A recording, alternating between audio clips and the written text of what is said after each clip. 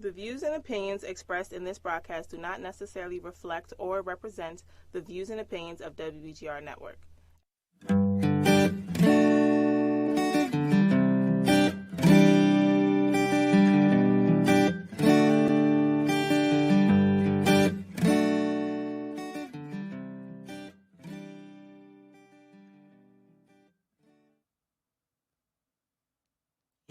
I just saw it on their page. Okay. Refresh your page and Gotcha. scroll down.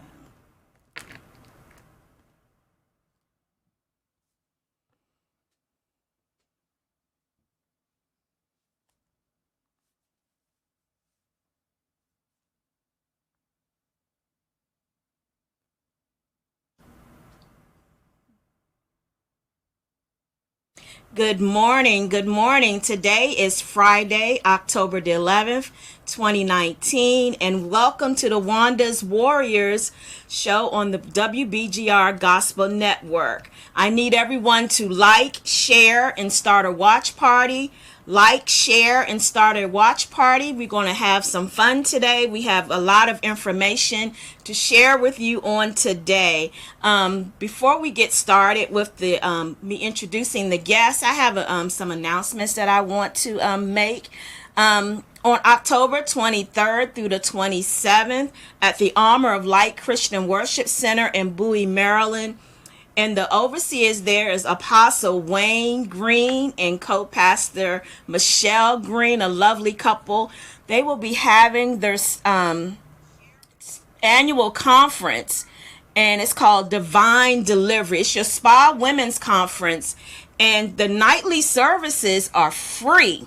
Yes, I said free, and all are invited to the nightly services, so you can bring your men out. Men, come on out and support this service. However, on the Saturday service, which is October 27th, they're going to have a brunch, and it's going to be by food is going to be catered by the Omelet Guys. It's going to be a great brunch, but that registration fee is $40. And so the flyer is on all of my social media pages, and you can also go to the Armor of Light Christian Worship Center Facebook page, like the page, so that any of their future events that they will be having, you will be notified of those.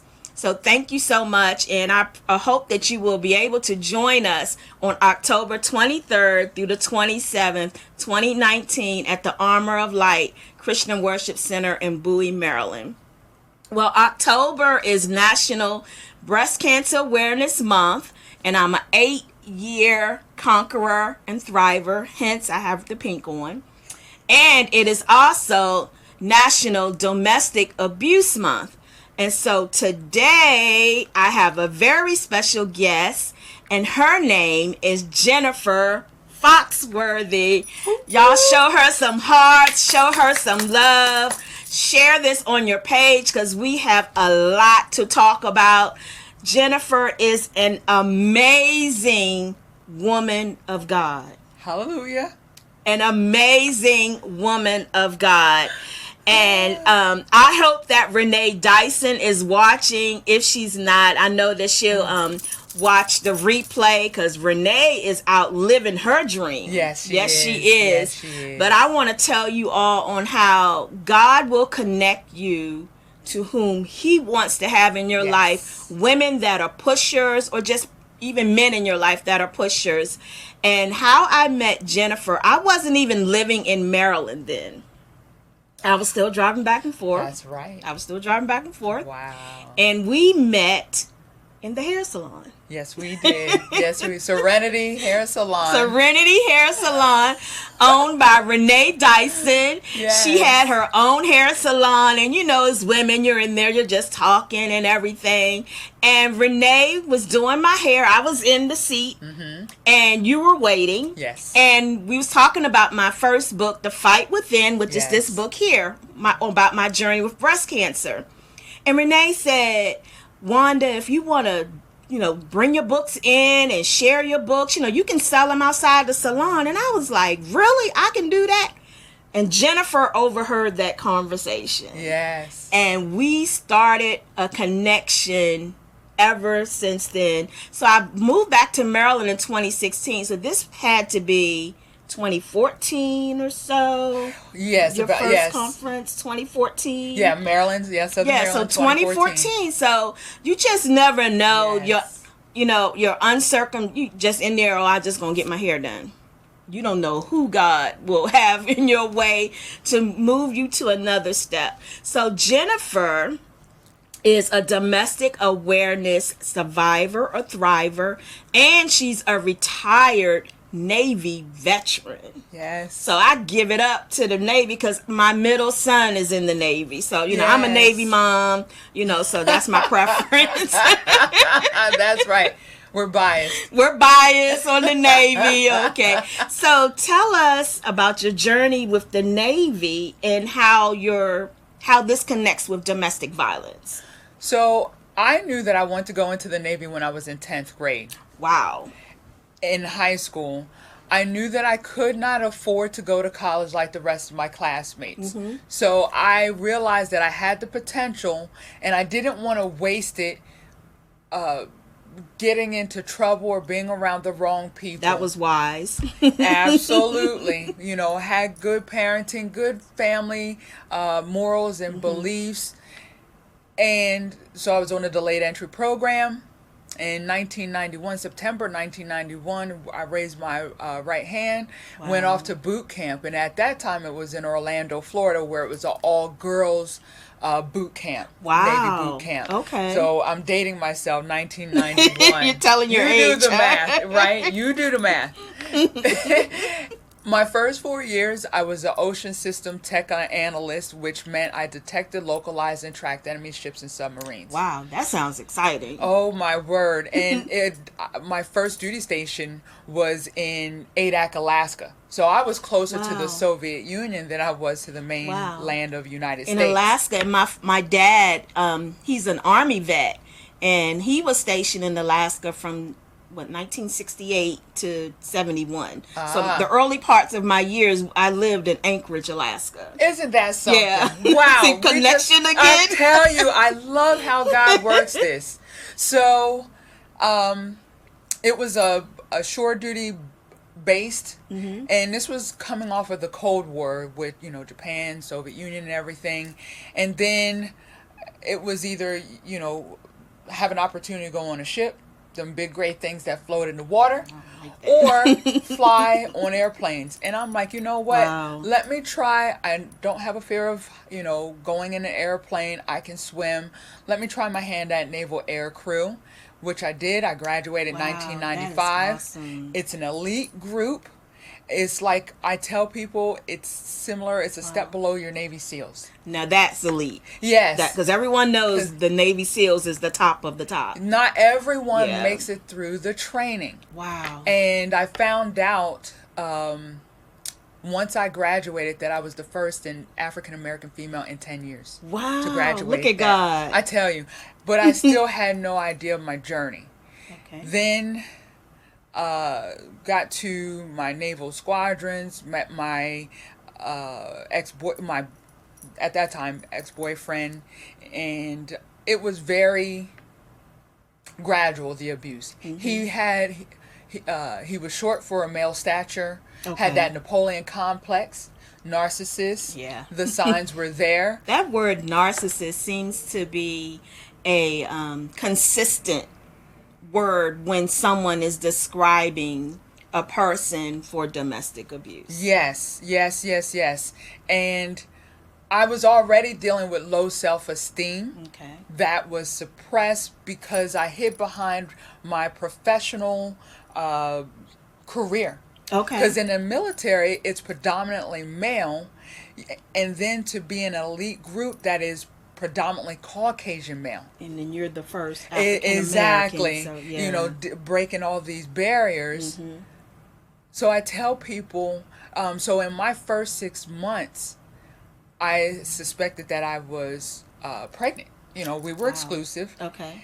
And when I went to tell the boyfriend, he hauled off and punched me in my stomach. So that was the first physical abusive encounter. Okay. And then we completed the 3-phase cycle of domestic violence, which was the escalation, the full-on abuse, and then the honeymoon phase. Again, sis, I didn't know any of these things because domestic violence is like that dirty little secret nobody No one talks about. Yes. Now, did you see any red signs or little things when you look back before he punched you? Did you see anything any clues that may have, gave you an intuition like something's not right here, or He was derogatory towards some of my friends and making fun of their female stature, their body types, and everything. And we just ha ha ha. He's ignorant. He's just crazy. People don't take him seriously, or he's drinking or something like that. Okay. I'm grateful I wasn't pregnant. Wow. Yeah, okay. It was just stress and everything that I was going through. But I always kept that in the back of my mind. And then there came, the babies, I'm sorry, I'll never do it again. Never do it again. Exactly. That's the famous line. Yes, yes, yes. So in the midst of me going through having that in the back of my mind, I'm also now facing a professional war of trying to fit in where I'm not wanted because of, as an African American, especially a female, you already got 2 strikes against you. That's true. And then you're in the elite group. You're African American and you're a woman. And I stand out. So because of our training, I knew that if we ever went down behind enemy lines, my go-to line was I'm the cook. Because I was many times the only African American on the plane. Wow. But that excuse was only going to last for so long. True. I've learned in that training to signal if our plane went down using the mirrors, smoke flares, to signal for help to get rescued, how to survive off the land and everything else. But yet I could not verbalize or come to terms that I was in a personal war with someone who professed that they loved me and in an abusive relationship. Exactly. And you knew in your profession, your elite profession, they provided you with all of the training on how to, I like when you use the word rescue. Yeah. But a lot of times we find ourselves in those domestic abuse situations.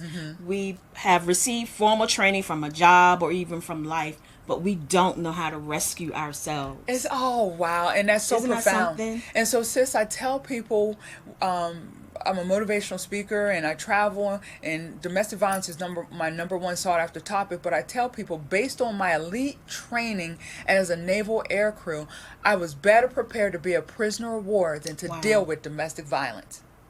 That's very profound, but it's very true. Profound, and it's true even today. And it's like, those were your 2 options. Isn't that something? Yeah. And there are so many women today who are faced with, they're not in a war, by, the Army, Navy, whatever, but they are in a war within themselves. Yes. And you're left with these 2 options. Yeah. And I suffered in silence. And so did the Navy have anything in place? Could you talk to anyone, or was there anyone that you could go to say, this is happening to me, what can I do? Or it wasn't a pattern that I could, like, okay, Monday, Wednesdays, and Fridays, he's going to act out of character. So there were many good times. So it was really hard for me. I just thought the incidences, the random slaps across the face, the name calling, I just figured, okay, he's intoxicated or having a bad day. There wasn't a pattern. Okay. So I couldn't pick up on that. Now, in the military, they do have Fleet and Family Support Centers, and in October, they would do training on domestic violence. But when I received this training, it always made it sound like it was geared towards the military spouse to receive that help, to receive that counseling. I did not think it was something that I could utilize. Okay. So therefore, and then if you only get a 30-minute lunch, how do you get to there? Exactly. And then also, while I was facing a personal war, I was facing a professional war because I had supervisors, leaders over me who did not want me there. Wow. So for them not wanting you there, you're not wanted at work. You feel that you're not wanted at home. Yes. So, but both places you felt you needed to be. This is my commitment. This is your commitment. Service, so what do you do? Exactly. Service to God, service to country. I'm trying to make a better way. And I figured with my personal situation, if I loved harder and stronger, I would be accepted there. Yes. In my professional, if I worked harder, showed them, hey, I went through the training, I graduated, I passed, I can do the job. But, if it's on the job training, support me in that. Yes. So I experienced that isolation. Can you imagine being deployed in a country that you're not familiar with and being isolated from what the other crew members are doing? And that's what I experienced, the discrimination, the stereotypes. I had a fruitful career. Wow. But it came What a price. It came at a price. Came at a price. And that's when I started thinking of suicide. Wow. And one thing you had said that you was trying hard to make him love you. What could you do more? And I've been in that situation before multiple times in relationships over the years. It's you look at yourself as if, what am I not doing enough? It must be something wrong with me as to why this person is hitting me, or it must be something wrong with me as to why this person is degrading me, calling me ugly, calling me out of my name, or talking about your size, if you're too small, saying you're too skinny, if you're curvy girl, then you need to lose weight. But we always fall back on what is wrong with me. That's right. Because no one has taught us that it's not about us. Exactly. It's about that person. Exactly. Something that insecure that they are dealing with. Yes. So how did you move forward, or what made you realize that, okay, I've loved this person, I've done everything that I can, and there's nothing else that I can do? Give me an escape. Oh, good gracious. And I'll give you that answer, but those two wars were not the only ones I was dealing with. I was also flying combat missions. So granted, I'm naval air crew. I'm the in-flight technician. I'm flying in the plane. I'm not a pilot, but I'm in the part of the crew. I was also flying combat missions in the Kosovo War, the Afghanistan War, and the Iraq War. So you got to keep your head on straight and focus that, hey, if this goes down, this is what I need to do. So I'm facing a war on three fronts. But as far as the personal went, I was in that relationship for 5.5 years. And what got to the point... He dangled the carrot. I prayed, God, I want to be have him make me an honest woman so we could get married. So number one mistake, I was playing house. He was milking the cow for free. Again, when you have low self-esteem, you will accept any type of love. Yes. Regardless of the form that it comes in, even if it's toxic. Toxic love. Exactly. Toxic love. Then, when things, prolonged and marriage and children were not coming to the situation, I realized that I was loyal to a fault. It had to get to a point when he came back from a deployment, his behavior was different. I suspected him of cheating. Wow. That was the catalyst to make me move forward. Other than that, I figured if I loved harder and stronger, then he would change. I realized eventually that change had to come with me. I got to my sick and tired of being sick and tired. That's what propelled me to. So during those 5 years, were you abused the entire time, or was it like he would do it like a couple of times and then there'd be a span, 6 months, everything is fine, and then it'll happen again? Or did you see something like if he drank alcohol? Because a lot of times abusers, they'll be addicted to something, whether it's alcohol or drugs, and that will fuel actually their incompleteness within. Exactly. That's what it does. Yes, he was a drinker. He was a gambler. He would spend up his part of the rent money or bills, then come looking to me. So I experienced the financial abuse. I experienced the physical abuse, the emotional abuse, the mental abuse. He would turn off the light, so I would be studying for a Navy exam to try and get to the next rank, and he would shut the lights off on me. Anything, I believe, he did not want me excelling in my career more than him. The jealousy. Yes. Manipulation. Yes. Yeah. So I experienced, he wouldn't go to church with me. Wow. I was slowly dying inside. And it finally got to the point where he was sleeping soundly in his bed, and I was looking over at him, and I was like, I could just take this pillow. You know, kind of like an Angela Bassett. Real talk. Absolutely. This is a real talk show. I could take this pillow, and I was like, Jennifer, you know right from wrong. Don't let this fool steal your power. And it was because of that self-talk as I'm crying myself in my pillow. And I tell you, many Mary J. Blige songs. Woo! I tell you Mary J. Blige is out. she can sing a song. Oh my God, I'm going down. I'm telling you. Oh my God, not going to cry. And I love my Mary J. Blige, and so it was okay. I'm not alone. I got an anthem to go with this. She will give us an anthem. To go with this feeling. And I'm like, you know what? I know right from wrong. I gotta move forward. But I was afraid to losing our deposit, and we still had 6 months on the lease. Okay. But I prayed about it. God gave me the steps so clearly, and I was able to find an apartment, get out of the relationship. And Wanda, what was so funny was that he was sick. He was losing sleep when he realized that his gravy train was leaving. See. And he got, we end up going back to the apartment to, because I was going there to clean and gather up some remaining things. And he happened to come in, and because I was trying to avoid him. And he got down on one knee trying to propose with no ring. Where they do that at? Right. He said it was getting cleaned.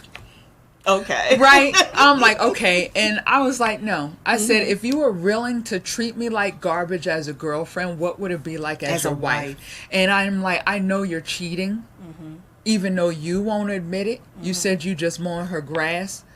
And and so I'm like, okay. I don't have Boo Boo the Fool written on my forehead. Yeah, but let me tell you from his point of view, because I've been in several situations like that. If we keep telling the man, I'm going to leave, and year after year, you don't. Right. In their mind, I can do what I want to do because she's never going to leave. Yep. And then when he finally saw that you had gotten an apartment and was move your stuff out, that's when it hit. Oh, she's for real. Now, yeah, I'm for real. I'm paying attention because we did this live. My husband chimes in and he reminds me that in the midst of all my dysfunction and chaos, he was praying for me to come into his life. Wow. So me and my husband, we worked in the same building. We met each other. Wow. Yes. We met each other while in the Navy. He was on his last tour. I was on my second to last tour. We worked in the same building. When my husband, Tom, I love you, honey. Hi, Tom. When he saw me, I guess it was love at first sight. Oh. But I was in this relationship, and he respected that. I had no idea that this man of God was praying for me. Lord, either find a way to bring her in my life or help me forget about her. Wow. We've been married for 12 years together. Look 14. At God. Didn't God good? Look at that. See? Yes. So yeah. But you was already preparing to be a wife. And I saw a quote, and it said, many pray, Lord, send me a husband or wife, but few pray, Lord, prepare me to be a husband or a wife. Yes. And he was already praying for God to send him a wife. You already had wife quality. So when he saw you, he knew that you were a wife and not a girlfriend. Hallelujah. That ought to speak volumes there. Woo! Hallelujah. When a man of God sees another woman of God, he Yes. knows that she's a wife. Because he's a man of God. He's speaking to the Father. He's Yes. in tune with the Father. Yes. He knows that his Father is going to provide him with this help meet. But someone that's a counterfeit will only see you as a girlfriend. Come on now. That's real talk there. Woo! You going And your counterfeit came before your God sent. Yes. That always happens. Your counterfeit that comes before something? your God sent. Wow. Yeah. Boy, oh boy, God is so good. Yeah. And what it prepared me was I had to go through a journey. So before I ever, my husband and we got together, I had to go on that journey of self-discovery. Yes. You have to love Jennifer, because you could not go into another relationship with low self-esteem. That's right. And all of the baggage. Yes. We call it baggage because that's exactly what it is. Absolutely. From your last relationship, you had to go in there knowing who Jennifer is. Absolutely. I am a woman of God. I am an African American woman who is in an elite position Yes. within the Navy. Yes. I am confident in who I am. And I will not take nothing less than a man that is of God first. That's right. And that a man that will provide me with a covering, because you Yes. needed that covering that only a man of God could give you. Exactly. Yeah. Exactly. I had to, many women who are in an abusive relationship, when they don't go on that journey of discovery, self-awareness, self-care, they will swing the pendulum to the other side where Yes. they become abusers. And in my book, Tomorrow My Sunshine Will Come, Memoirs of Women Who Survived Domestic Violence, not only does this have my story, but I was grateful that 5 other ladies had the courage to share their story with me. But this is something that I wrote and published. And one of the stories, Pam's story, she was in several abusive relationships. Wow. When she finally got with the knight in shining armor, she tried so hard to regain that control she didn't have with those previous relationships that she became abusive in her demeanor. Wow. With the knight and the current husband and even her children, and they couldn't understand. That cycle. Exactly. That cycle. So I tell people, in my journey, it was a 3-phase period where I had to acknowledge what I've been through. Because Yes. God can't heal what we conceal. And God can't heal what we don't reveal. Exactly. Amen. That's you're absolutely spot on. So when dysfunction feeds denial, or denial Yes, feeds it's dysfunction. dysfunction. Yeah, denial feeds dysfunction. So if I'm like, no, he didn't do this, and no, I wasn't in that, you're just giving the enemy more fuel Yes. to flame the fire to continue to be in that relationship. And to have control over you. And a lot of women will stay in those abusive relationships because they weren't being physically hit. Right. And I've had a lot of relationships where I stayed because I was not being physically hit. Absolutely. Because growing up, you know, I saw, even in high school, I knew of some friends who were being physically hit. That's what I saw. I saw Right. that in different family members being physically hit. You saw it on TV. Right. A woman being physically hit. So to me, that was my definition of physical abuse. That's right. And until, it probably had to be maybe around 2007, 2008, I was listening to the Michael Baisden show one day, and he always had like a special guest for each day. And he had a female on there, and it was Domestic Abuse Month. And she was saying that there are so many different phases of domestic abuse. And she had said verbally, financially, mentally, emotionally, spiritually, sexually. And I was like... Yes, intimidation. Intimidation. I was like, I only thought physical. That's what I thought. And it's like, oh my God, I've been in these types of relationships, all of the different kinds of domestic abuse my entire adult life. Yes. And it's like you become comfortable in your situation, and Because you look at everybody You look else. at Well, everybody he's not else. hitting me. He's not hitting me. So we're no, fine. it's not them. He's hitting her. But, you know, I'm cool because I'm not being physically hit. Yes. But yet someone can call you out your name. They can call Yep. you a B. They can call you fat. They can say you're ugly. They can say you're never amount to anything without them. Those are forms of domestic abuse. Exactly. And it even is, just so many. And so that first phase was acknowledging. The second phase was restoring. Because Yes. here's this guy that professed that he loved me, would look me dead in my face and says, damn, you're ugly. And love doesn't Broke hurt. my soul. How? Love doesn't hurt. For someone to punch you. Right. Turn You the know. lights out on you. Random smacks across the face. Just you name it. Humiliating you in front of your friends and colleagues and everything. So I had to rebuild my broken spirit. And then the third phase was forgiveness. And I Yes. tell people, Nelson Forgiveness. Mandela it took me a while. So I was in Survivor. I went from victim to survivor. And then it wasn't until that forgiveness where I prayed to God, help me to forgive myself, Yes. forgive my family, that I'm like, why didn't you teach me what I needed to know? Yeah. And then I also forgave the ex-boyfriend. Yes. It got to a point, how I got to that forgiveness is I wasn't in a relationship with him, but I was still giving him control of my time, my energy, and everything else. Because I was looking on social media. I wanted some confirmation. Was he fat and bloated? Was he miserable? Was he Because you wanted divorced to yet? see how he was doing without you. Exactly. I wanted confirmation. And then, sis, I was Googling his name in obituaries. Was he dead? Wow. Yes. Wow. And that's when He still had control over you. that's why I tell people there's a Wow, he still had difference control. between a survivor and a thriver. A domestic violence survivor, they can be physically out of the relationship but still be held captive mentally and emotionally. I was still held, even though I had another relationship and was fine and happy. He still was controlling me mentally and emotionally. Wow. It wasn't until I realized, whoa, pump the brakes. Jennifer, really? This fool is not even thinking of you. He's Yes. going on with his life. You've going on with yours. And you are still giving him your time and energy. And that's when I had to pray about it. That forgiveness. Nelson Mandela has a quote that resentment is like drinking poison and hoping it kills your enemy. That's right. I was drinking poison from that whole period of time.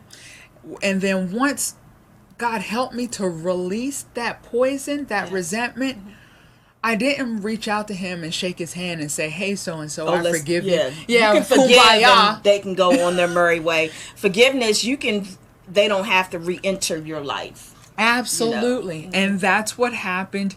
And it was freeing. Yes. Many people, I'm going to hold on to this. I'm going to No. teach you. That's No. that bitterness. It's toxic. It will ruin your health. Yes. It will ruin your relationships. And I knew if I was going to have a child, I did not want that leftover dysfunction and hurt. Residue to go into your child. Come on now. Because as a woman, when we're carrying a child, all of our emotions and everything that we feel, it goes into that child because they are literally Yes. connected to you. Yes. And I love how you made the distinction between survivor and thriver. And I had to learn that in my breast cancer journey. Yes, ma'am. And, everywhere like this month, you'll see this survivors, everyone can research it or say what they want. Right. But there is a difference and we understand what people are saying. Right. And so I am an 8-year thriver. I was diagnosed with breast cancer in 2011, but I'm not held captive to breast cancer. And you have to be careful also That's with right. your words. Yes. The word my, M-Y. Amen. If I was to constantly say my breast cancer, and I talk about words have power in this book here, The Storm Has a Ministry too. When you use the word my, you're giving ownership Yes. to whatever it is I that love you're that. talking I about. love that. So I don't say my breast cancer. Right. It's the breast cancer That's because right. it was just a phase in my life. And I'm an 8-year thriver and not an 8-year survivor. So you have to be careful with how you use words in everything just because Absolutely. the world says this is a survivor or you see all the paraphernalia and the signage. I mean, we see that's what they Right. That's up and to we them. don't diminish We don't that. diminish it, but Right. for your ownership, know the Yes. difference for yourself, so you don't be held in bondage by words that you don't need to use. Exactly. And so Yeah. I found purpose from the pain. And again, I love that. it's not to diminish anyone, but who uses the word survivor. But I want to do more than just exist. Yeah, I want to move forward. What God has delivered me from. Yes. Show me, God, how I can help other people escape, or to give a testimony as to how I got out of what I'm going through. And because I got out of this situation, you can get out as well. You're absolutely And so your book right. tomorrow, My Sunshine. My Sunshine will come again. I have that book. That is an awesome book. Can you tell the viewers on how they can get that book? You can get Tomorrow My Sunshine Will Come, Memoirs of Women Who Survived Domestic Violence. You can get it multiple ways. I would love for you to visit my website, www.inspirationallyspeaking.com. And there you will find a tab or a page that says buy book or Jennifer's book. You can read the brief synopsis, a description, and then it will click to pay or purchase. It will redirect you to PayPal. Even if you don't have a PayPal account, you still can go through the different formattings, and I will get the notification, and I will send you a personalized autograph copy. You can even go to my Facebook pages, my Instagram, LinkedIn. I'm all over social media. Yes. And inbox me, Jennifer, I'm interested in your book. How can I send the payment? When I autograph it and you buy it from me personally, it's $15. You can also go through Amazon.com, Barnes & Noble, Books A Million, even Walmart.com. So it's on those online retailer sites as well. But if you're looking for an online or a personalized autograph, then I would prefer you go through my website or me directly. Or come to one of the events that I'm hosting or speaking at. Mm-hmm. Absolutely. Yeah. So again, Tomorrow My Sunshine Will Come. I guarantee you this book will provide insight and inspiration. And you don't have to be in an abusive relationship to give get it this to, book. if you know of, I mean, it's just a good book to read on, just to see signs. You may have a girlfriend or know of a family member that they're in a relationship and they have those signs. You could just send them a book and say, hey, I just read this awesome book by a wonderful author. Here, read this book. You don't have to say, here, I know what you're going through. Because sometimes we have, the first step is acknowledging what you're going through. And a lot of times we won't acknowledge what you're going through. And one of the things that you have many titles. I'm so sorry. But I love it. I love it. And you're an inspirational influencer, and you have this miraculous. It's nothing but God. God has blessed you with this platform that is so broad, and the name of your conferences are called Unstoppable You. Yes. So tell us how you came up with that title, and where you've had your past conferences, where you're at present with it, and your future conferences. Okay, so real quick, so Unstoppable You conferences actually started out as a women's conference back in 2013. I was so disheartened when I see children, especially in my hometown, York, Pennsylvania, going to jail, detention centers, just lost with no moral compass. Mm-hmm. And I'm like, how do I change that dynamic? Mm-hmm. Prayed about it, and also through some other situations that I went through, God, He called me to this, and I didn't want to, because I'm like, God, I never organized a conference in my life. It's a lot of work. It wasn't my planning, my purpose. I just wanted to retire from the service and be a motivational speaker and write this and book. move on your merry way. Right, exactly. Be in my comfort zone. God said, no. I planted these gifts in you. You're going to use them. Thank you, baby girl. Yeah. God will redirect Yes, us to He what He will. wants us to do. So it started out as Unstoppable You Women's Conference. I wanted to put that personal touch because what makes you unstoppable may be a little bit different than what makes me unstoppable.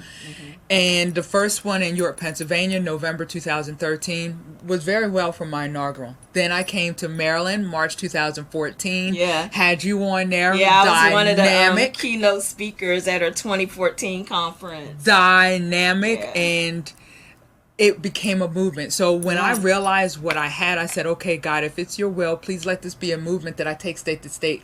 I didn't realize He would work so fast. In 2014, I was on a 4-state tour. Wow, look at God. I knew I was coming back to Pennsylvania because they requested it through the surveys. I always do surveys. And I went to Washington State. Wow. With the conference, went to Fort Walton Beach, Florida. So I was on West Coast, East Coast, South with this conference in 2014. And then the requests just kept coming in. This year, 2019, we only did 2 because I'm also a grad student earning my social worker degree. I'm a glutton for punishment. She got so many hats. Pray so for many me. hats. Pray for me. So we did Southern Maryland and Calvert County in March, and then we did Princeton, New Jersey in August. Princeton, New Jersey was our 9th state and our 20th conference in 6 years. Look at 20 that. conferences Look in at 6 that. years. So in 2016, just to rewind a little bit, I had men coming up to me and saying, Jennifer, the women come to your events, they're empowered, but what about us? Okay. Because if you think about it, there's not many men conferences. That is true. That is true. And the conferences that I host are always appropriate, even for teenagers. So I said, okay, I'm going to make it unisex. I'll drop the women off where men, the whole family can come. And that's what happened. And it has been well received by men. And I just have been, it's just heartwarming. Because the men need to be empowered. They need to be uplifted. They're, especially if you have a man covering you, that's the head of your household. Absolutely. And you can grow in God and be unstoppable together. Yes. How about that? Absolutely. Be unstoppable together. That's right. Yeah. And so it's been well received. So for 2020, the tour is March 28th, Jacksonville, Florida. Ooh, so state. Absolutely. That's a perfect time. It's not cold. It's not hot. Still could go to the beach. So March 28th, Jacksonville, Florida. Then June 13th will be the DMV area. And that's the one where I'm bringing back my sister queen, Wanda Briscoe. Yes. And she will be speaking on overcoming grief and loss. Yes. And isn't that something how God will use something, a tragedy? Yes. At our first conference in 2014, I spoke about my journey with breast cancer. And then, my son was murdered in 2018. And then in June of 2020, I'll be speaking at her conference on grief and loss. It's like God He keeps connecting us. He keeps connecting us with our platforms. I love it. I love it. And, so that's going to be dynamic in the DMV area. And then I'm heading out west, Phoenix, Arizona. Whoa. November 14th. Wow. So I want to see if people have been traveling to these conferences. There's no celebrities. I tell people the speakers are celebrities. The vendors are celebrities. Number one, I can't afford a celebrity. But number two, I don't want it to be the focal point of that celebrity. Exactly. And people will miss out on what God is trying to get out of them and what the word is, because they'll be, I went to see such and such. You're going to see everyday, if I could use that word, everyday people who God has raised up, who God has given them a testimony because they've overcome a test, because you cannot have a testimony without a test. And they are going to show you how they can be unstoppable, men and women. Yes. Yeah. It's just extraordinary. And then also during these big conferences, again, we want people to travel. That's why I put out the 2020 tour, God willing, ahead of time so people can check their schedules. But we also, Unstoppable You Ministries is a nonprofit so I got 2 businesses, a nonprofit 501c3. I'm a glutton for punishment, trying to be obedient to God's will. But where God guides, He provides. Amen. So Yeah. And then the for-profit is Inspirationally Speaking. So under the nonprofit, we serve those in the populations of domestic violence, human trafficking, and homelessness. So we do free workshops as well. Yes. We were able to host an opioid epidemic awareness workshop this past June. I love my church, Faith Bible Church. They're in Mechanicsville, Maryland. They supported that opportunity, and it went very well to where we had 75 people attend. And if I can interrupt there, the opioid epidemic, I would love to have someone on here to talk about, let the whole segment be about that. The opioid epidemic is growing rapidly in St. Mary's County. Yes.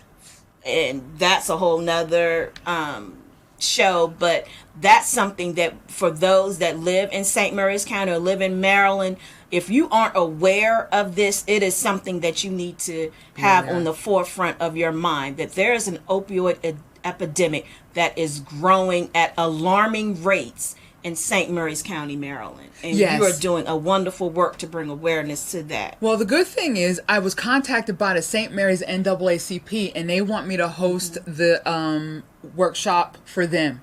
Wow. And then I was contacted by a church in Waldorf, Maryland, who want me to help organize Good. So the people are seeing the fruit of what Unstoppable Youth Ministries is doing, and I'm grateful for my church being a trendsetter to give me that support to do it.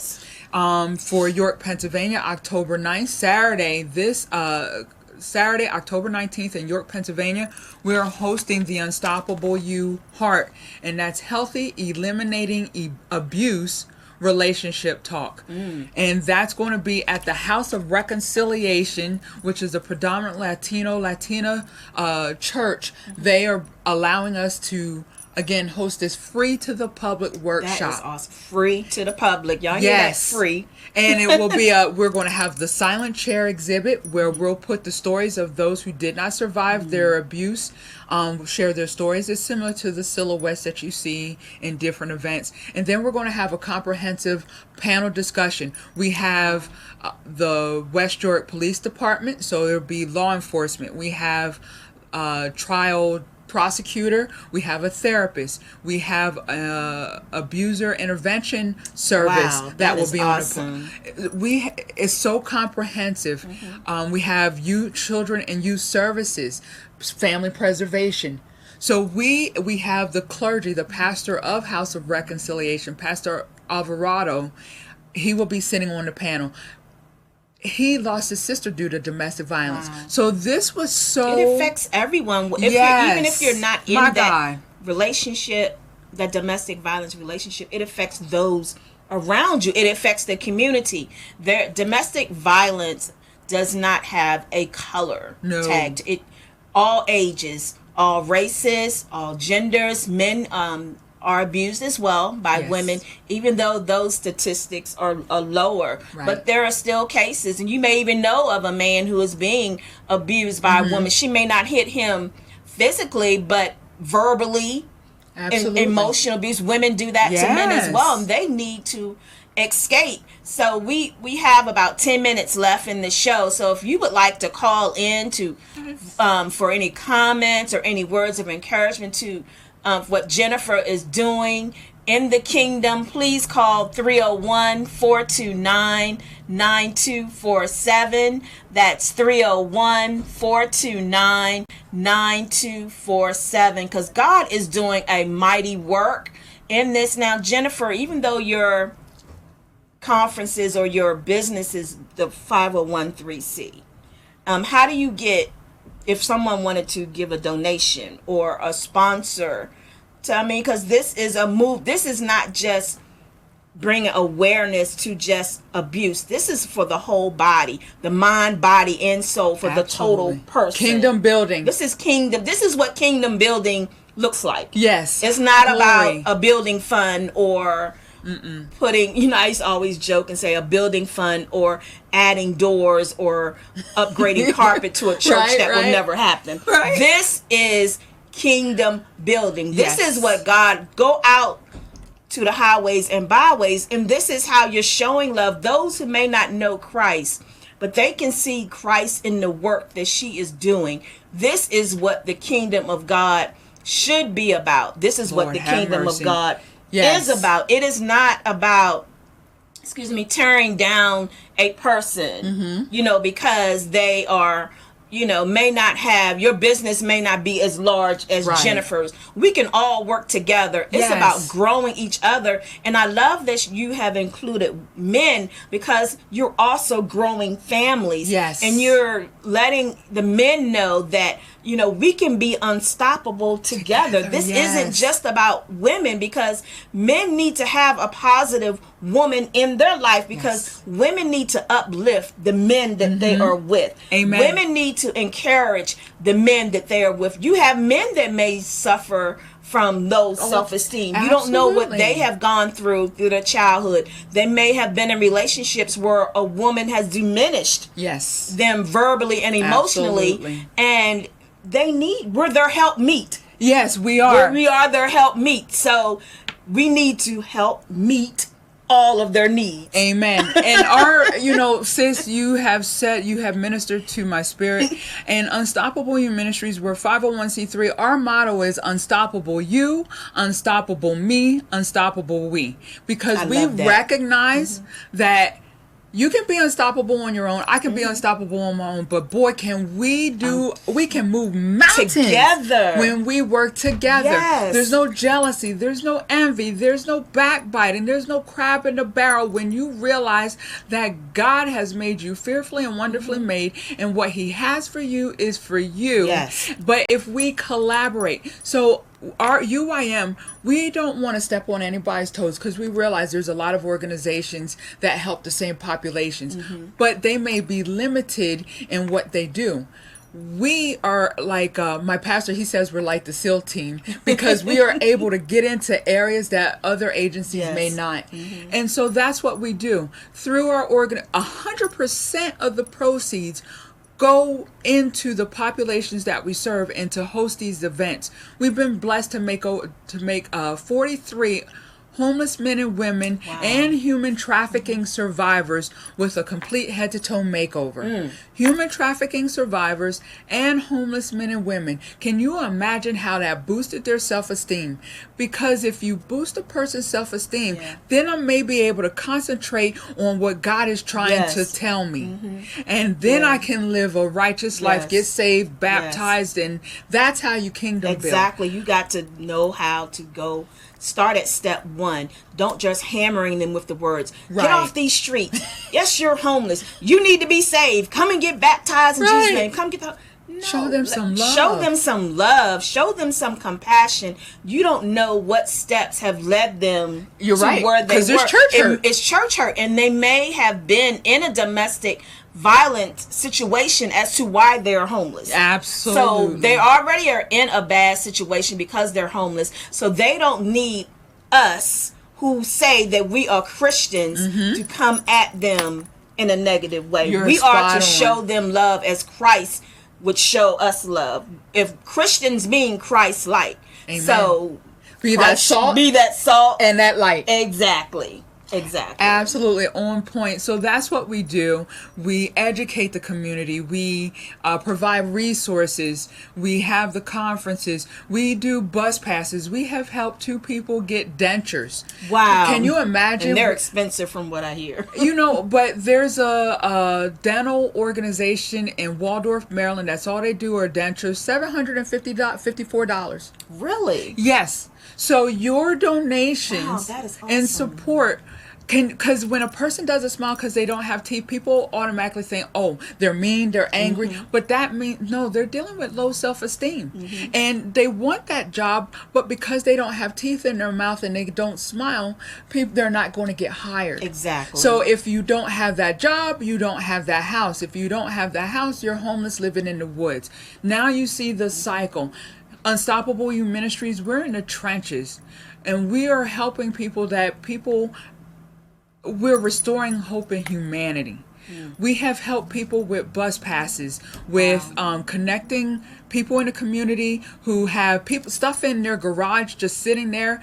And that is a treasure to someone who doesn't have anything and they're getting into their apartment for the first time. So that's Sheets, what we're blankets, doing. Towels, washcloths. We Yes. take these things for granted. Yes, ma'am. Versus someone who is homeless, been out on the streets, a new set of towels or what that is the world to them. Yes. Donate a car. There's just so many things that you can do. And we're growing. We're a growing nonprofit. And my goal when I finish my social worker degree, my MSW, is to practice therapy under Unstoppable You Ministries. Oh, wow. That is awesome. And then that way, our overhead is covered by community support grants, if you will. But that way, the person who's come out of a domestic violence situation, they don't have money for a therapist, but know they need one. Mm-hmm. That way, they can come to me, don't have to worry about that, well, I can't pay $150 an hour. Yeah. So that is our next goal it. for Unstoppable You Ministries. I love it. Thank you so much, Jennifer, for being a guest on the show. Now, how can viewers get in contact with you? Maybe someone wants to invite you to be a speaker at their conference, or they may want to just donate to one of your organizations. How can they reach you? Well, you can go. I'm all over Google, but again, Unstoppable You Ministries, we have a donate button, www.unstoppableYouMinistriesInc.org. Or you can find me on social media. Just inbox me if that's the simplest way. Okay. The for-profit, if you're looking for the book, Tomorrow My Sunshine Will Come, Memories of Women Who Survived Domestic Violence, you can go to www.inspirationallyspeaking.com, or you can call 410-449-2173. That is my business number. It reaches me, and we'll be able to work out if you want me to be your keynote speaker on your show, you just want the book. And I'm going to tell you real quick, I have therapists and prosecutors and book clubs that use this book. That is awesome. That is awesome. Jennifer, I just want to thank you again for being on the show. You have provided a wealth of knowledge and information, and I hope that what you have shared today has really freed someone, because we don't know who's listening, who may be suffering in silence. And before we leave today, if you would like to be a guest on my show, please send the email to Wanda's Warriors and the number 1@gmail.com. My platform is to help others that are in ministry and doing things in the community. And if you would like to receive my newsletter that I send out to let you know who's going to be a guest on the show or any events that I'm speaking at, go to wandabriscoe.org and go down to the bottom of the website, and it's to join my mailing list and enter your email address there. Now, at the end of each show, I do a food for thought. Okay. So, since this is Domestic Violence Awareness Month, and it deals a lot mainly with women, or even men can get from this poem that I can read, it first starts with loving yourself. Yes, ma'am. And so there's a poem that I'm going to read by Minister Nina Clark, and the poem is entitled, Pardon Me, I'm Just Loving Me for a Moment This Morning. And I just love it. I am a resurrected vessel, beautiful, moving into another level of holiness. Pardon me, I'm just loving me for a moment this morning. I woke up this morning to the smell of my conditioned hair. As I lay in my satin sheets, I noticed the beautiful outline of my vessel. It came to me, I am a resurrected vessel, beautiful, moving into another level of holiness. I think I ought to love me this morning. Pardon me, I'm just loving me for a moment this morning. I woke up this morning to the pattern of my own shadow. No matter where I turn, I cannot separate what I reflect in my shadow. Someone else cannot see the intricate details that God has put into my shadow. I can not only see it, but I appreciate it. If a perfect God can take that much time into molding me, loving me, cherishing me, shaping me, then surely I am worth loving me. Yes. Pardon me, I'm just loving me for a moment this morning. I woke up this morning alone but not lonely. I got tired of waiting for someone to put ice in my soda. milk in my tea, jam on my biscuits, peas in my rice, and soap on my back. I am not alone. I have me. And then I have an omnipresent God who has me. When I put the ice in my soda, he stands there silently observing me, ready to suggest creative ways to set my table. Pardon me, I'm just loving me for a moment this morning. I woke up this morning and beheld the beautiful reflection of a 5-foot-something frame, a soft smile, a shiny nose, medium-length hair, brown skin complexion, and a biblically perfect shape. I leaned forward and kissed the mirror. I love you, girl, not because of your external beauty, not because mama said you were beautiful, not because a man told you that you were beautiful, but that God told me that I'm beautiful. When I look at all your attributes and I think about what God has predestined you to become, I can only say that I love you. For all the battles you've conquered, for all the tears you've shed, for all the negative words that shot you down, for the pain you've overcome, for the growth you've sustained, I love you. Pardon me, I'm just loving me for a moment this morning. Thank you for watching the Wanda's Warrior Show. Have a great weekend and see you all next Friday.